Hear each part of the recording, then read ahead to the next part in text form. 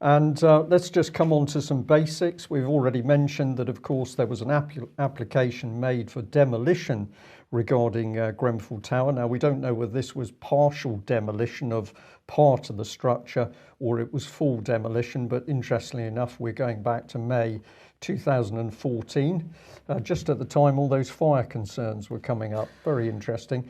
And if you go and press the button to have a look at a bit more information on Kensington and Chelsea Borough Council page, you find that it's Roydon Maintenance Limited is the agent there for the works, nature of works, description of works, demolition, Roydon Maintenance. So there's the parliamentary group itself, warning and warning.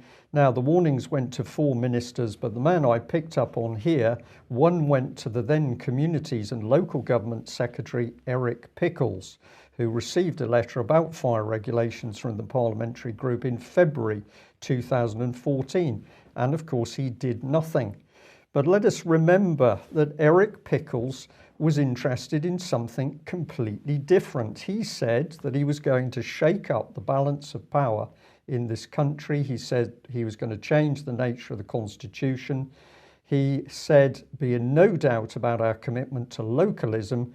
I know I look like an unlikely revolutionary, but the revolution starts here. So Eric Pickles wasn't interested in fire safety because he was too busy fomenting revolution in the local communities.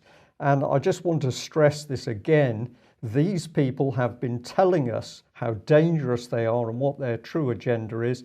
This man, not interested in the lives of people in local communities, he was too busy fomenting revolution, his words.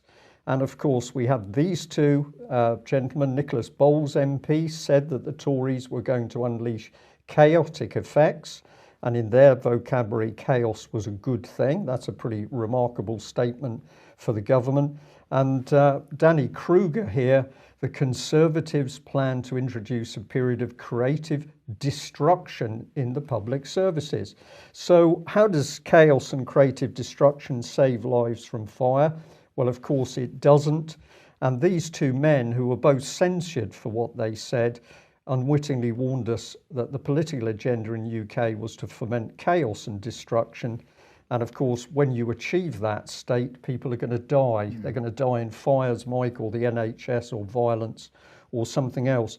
So, Patrick, for me, it is so clear that we've got a government that is interested in its own political agenda, transforming the country into something they want, not what we want.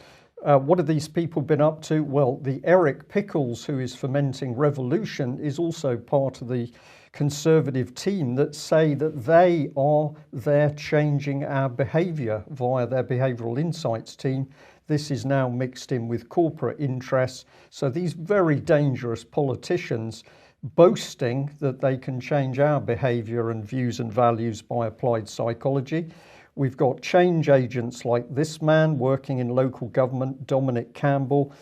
We put up a bit of video showing this man speaking on the stage about disruption and disruption and disruption, and boasting that we needed to disrupt more of the civil service to get the change agenda the government wanted. Very dangerous man. Some of the work that we do, my name's Dominic Campbell. I run a small firm called FutureGov. And I'm lucky enough to work with a small gang of cool people who are really interested in how we can use technology and the web to transform government and politics. This is my personal story. This is where I started 9 years ago. Very, very classic local government story. That's Barnet Town Hall in North London. Doesn't look like the hotbed of innovation and disruption. What is the kind of culture that we're all striving for? What is the new world that we're pushing for? So I think that we're at a point now where you're either with us or you're against us. Or are we actually going to transform government into something entirely different? I think the really crucial thing is that we're pushing from two sides. So on the one hand, we need to be disrupting from the inside of government. Disrupting from the inside of government. Disrupting from the inside of government. They're the ones who are creating parallel structures. Carrie Bishop, who I'm honoured to work with, who's a great colleague, she talks about parallel structures where you're not destroying the system with this technology, you're just creating an entirely new system. Just using the web to create new structures for you. So normally where there's bright colours and shiny logos like these, you've normally stumbled into a place where social innovators are trying to do something new and creative and interesting. And all I will say to finish is just to encourage you to join us now as a militant optimist. Get on the web, get creative, and get going. So thank you very much. Bye.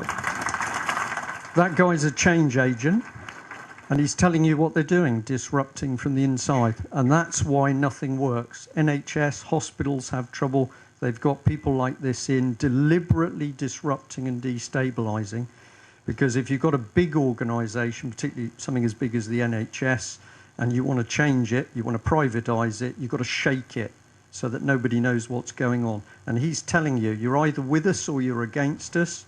He's talking about militant, he's talking about disrupting from the inside. Common purpose let loose inside the NHS, and people inside the NHS saying we need 1 million change agents to make the NHS proper for the future. Well, in fact, what's happening is more deaths,